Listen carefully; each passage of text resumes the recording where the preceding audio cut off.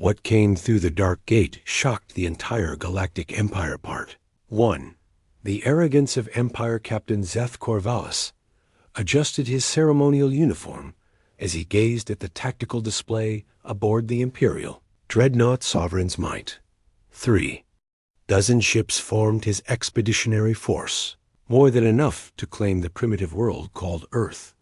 The blue marble rotated slowly on his screen, completely unaware of its impending annexation. Sir, long-range scans confirm minimal defensive capabilities, reported Lieutenant Vex, his second-in-command.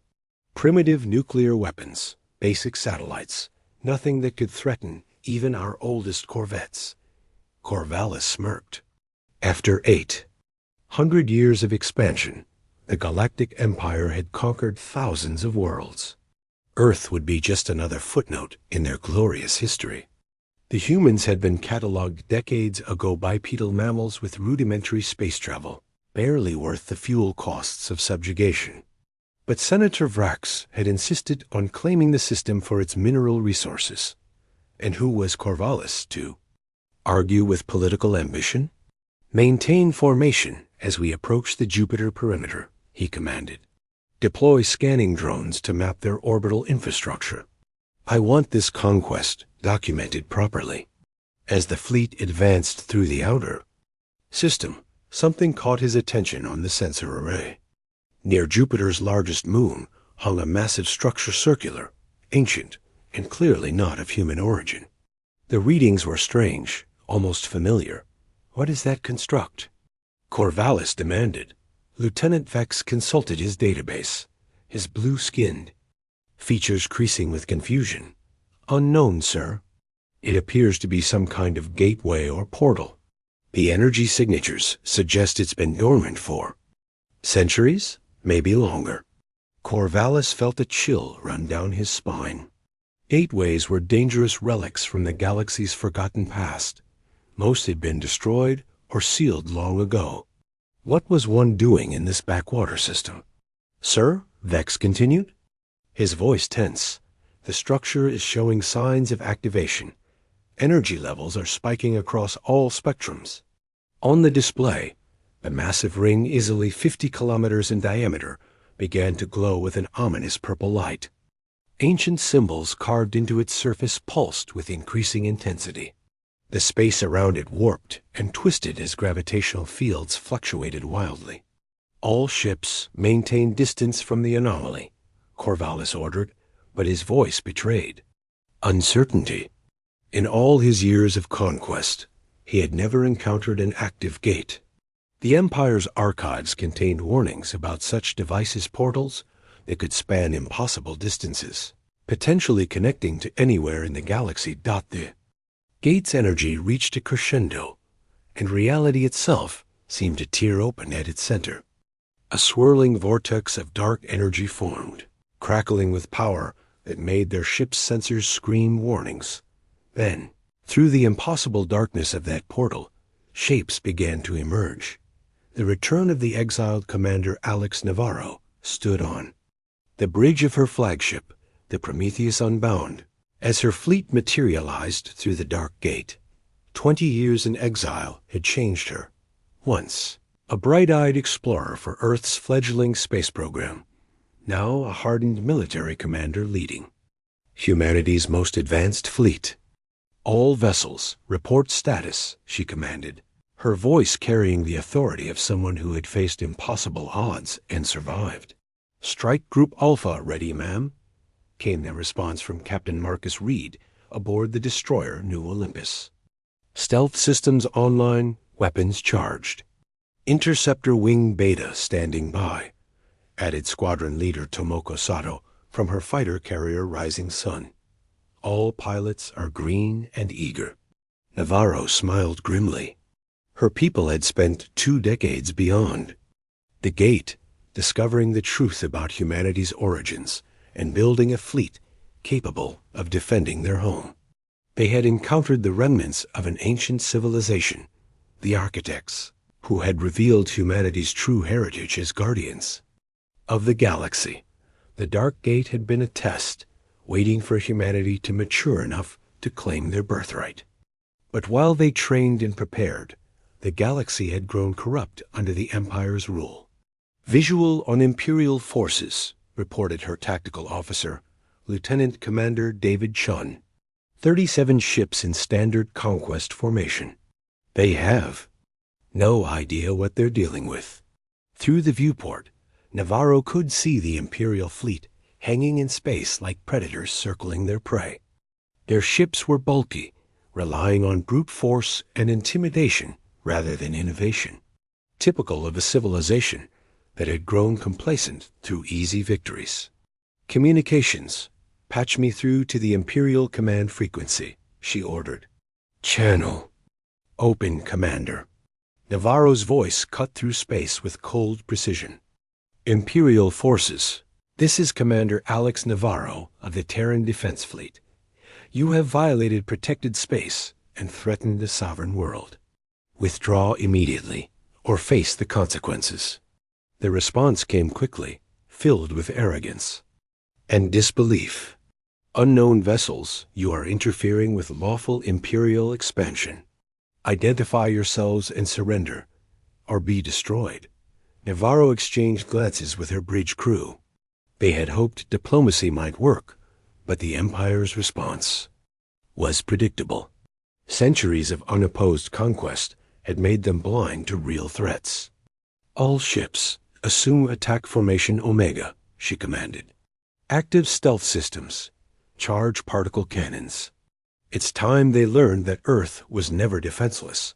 We were just waiting for the right moment to reveal ourselves." Her fleet moved like ghosts through space, their advanced cloaking technology making them nearly invisible to Imperial sensors.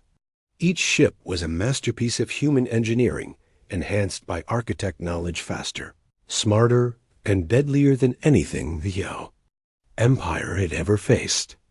"Ma'am," Sean reported, "Imperial forces are moving to surround Earth. They're preparing orbital bombardment platforms." Navarro's expression hardened. "Then we end this quickly. Signal all vessels. Engage the enemy. Show them what humanity has become." The hunter becomes the hunted Captain Corvallis, watched in growing horror as his tactical display transformed from green to red. One by one, his ships were disappearing from sensors, not destroyed, but simply vanishing as if they had never existed. "What's happening to my fleet?" he roared at his bridge crew.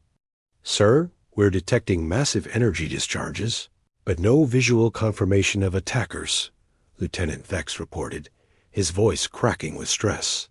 "The enemy vessels are using some form of advanced stealth technology. Our sensors can't get a lock." The Sovereign's might shuddered as something struck her port shields. Warning klaxons blared as secondary explosions rippled along the hull.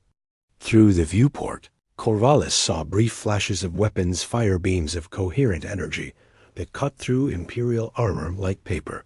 "Return fire. All weapons. Full spread." He commanded desperately. His gunners fired blindly into space. There, heavy plasma cannons lighting up the void with brilliant destruction.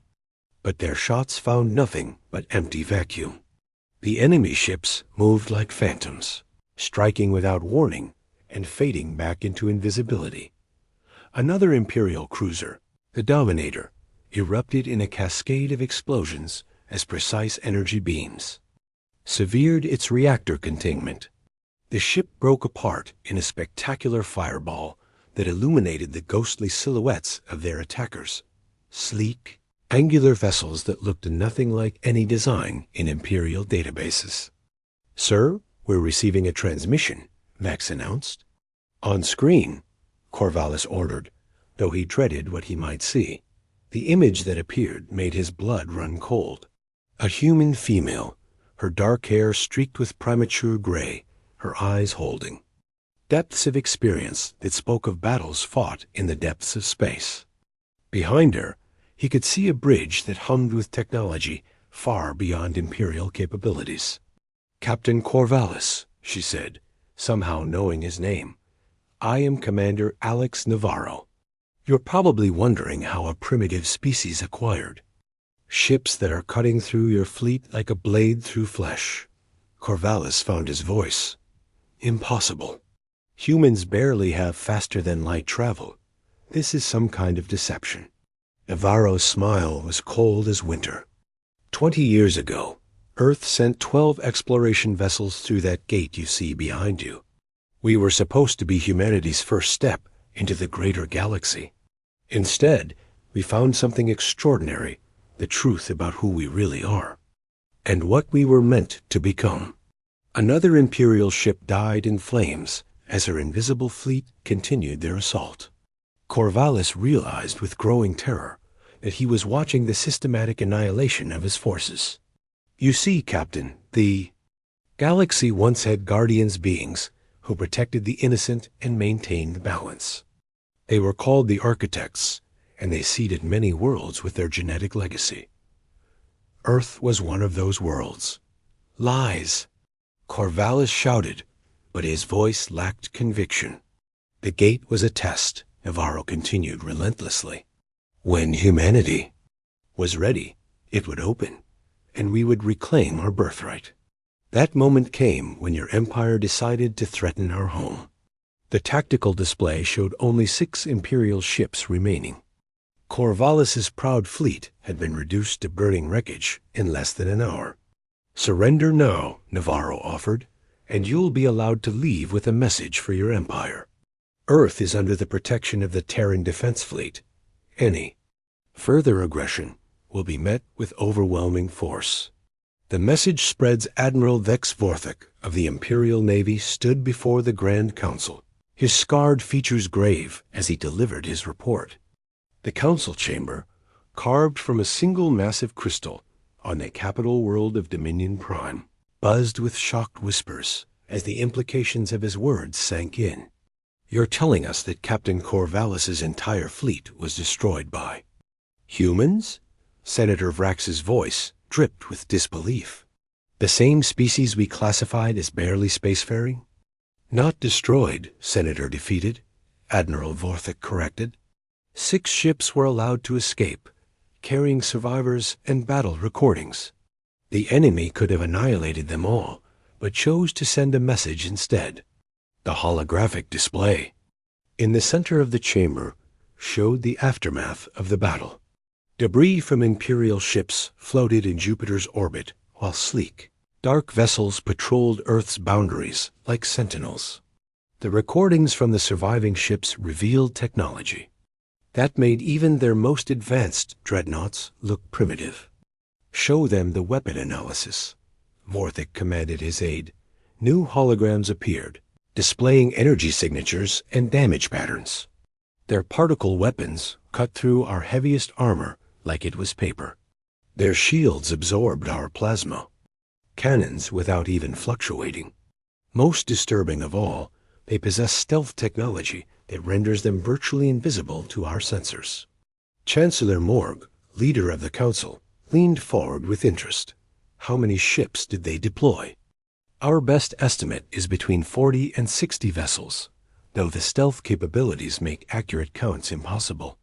What we do know is that they emerged from that gate structure, something our archaeologists now believe may be connected to the ancient architect civilization.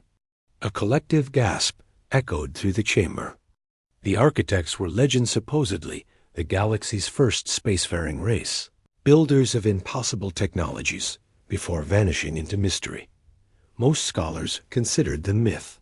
If this is true, Senator Lixa spoke up, her reptilian features troubled, then we may have awakened something far more dangerous than a primitive world's defense force. Admiral Vorthik nodded grimly. Our intelligence services are already receiving reports from across the galaxy. Other worlds are talking. The story of Earth's victory is spreading through smuggler networks and rebel communications. For the first time in centuries, someone has successfully defied the Empire. Then we crush them, Senator Vrax snarled. Send the Third Fleet. Show the galaxy what happens to those who resist Imperial expansion. With respect, Senator, Vorthik replied, I strongly advise against that course of action. The humans demonstrated they could have eliminated our entire force, but chose mercy instead. That suggests both capability and restraint, a combination that makes them far more dangerous than mere savages. Chancellor Morg raised his hand for silence. What exactly did this Commander Navarro say in her final transmission? Vorthik gestured, and Navarro's image appeared calm, confident, and utterly unintimidated. Her words echoed through the chamber. The Terran Defense Fleet hereby declares Earth and its solar system under our protection. Any further Imperial aggression will be met with decisive force. We have no desire for conquest, but we will defend the innocent. The galaxy has been under your boot long enough. Furthermore, the recording continued, we call upon all oppressed worlds to know that resistance is possible. The Empire is not invincible. Freedom can be achieved. The council chamber fell silent as the implications hit home. This wasn't just a military defeat, it was a direct challenge to Imperial authority throughout the galaxy. Our agents report increased rebel activity on 17 worlds, Vorthik concluded. The humans may have won more than just a battle. They may have inspired a revolution. The new Guardian 6 months after the Battle of Jupiter, Commander Alex Navarro stood in the observation deck of humanity's newest space station, Terra Aegis, watching construction crews put the finishing touches on their defensive grid. The station orbited Earth at a stable Lagrange point, its sleek design incorporating both human engineering and architect technology. The latest intelligence reports, Commander. Captain Reed approached, carrying a datapad filled with galactic communications. Intercepts. How many this time? Navarro asked, already knowing the answer would be significant. 14 systems have formally requested Terran protection status, Reed reported. The Confederation of Free Worlds has tripled in size since our victory. Admiral Vorthik's Third Fleet is being reassigned to suppress rebellions on 12 different worlds. Navarro smiled with satisfaction. The Empire was discovering that ruling through fear only worked when that fear remained absolute. Earth's victory had shattered the illusion of Imperial invincibility, and the galaxy's oppressed peoples were responding with hope they hadn't felt in generations. What about the architect sites? She inquired. Archaeological teams have confirmed active gates in 15 systems so far. Dr. Patricia Williamson believes there may be hundreds more throughout the galaxy. The architects built a network designed to unite peaceful civilizations and defend against tyranny. Through the viewport, Navarro could see Earth spinning peacefully below, its blue oceans unmarked by Imperial bombardment. Her sacrifice, 20 years in exile, learning to become warriors instead of explorers, had been worth it. Humanity had fulfilled its destiny as the galaxy's new guardians. Ma'am, incoming priority transmission, announced Lieutenant Commander Chun from the communication station. Put it through. The hologram that appeared showed a being Navarro had never seen before crystalline, features that shifted between blue and green, with eyes like captured starlight. When it spoke, the voice carried harmonics that suggested vast intelligence. Greetings, inheritors of the architect legacy. I am Zix of the Ethereal Collective, speaking for worlds beyond the Empire's reach. We have watched your emergence with great interest. Navarro straightened. First contact with a truly alien species, one that seemed friendly. Welcome, Zix. I'm Commander Alex Navarro of the Terran Defense Fleet. The architects spoke of humanity in their final records, Zix continued. They believed your species would eventually claim their mantle as protectors of the innocent. Recent events suggest their faith was justified. We're still learning, Navarro admitted. The responsibility is overwhelming. All Guardians feel such doubt initially. But you have already proven yourselves worthy.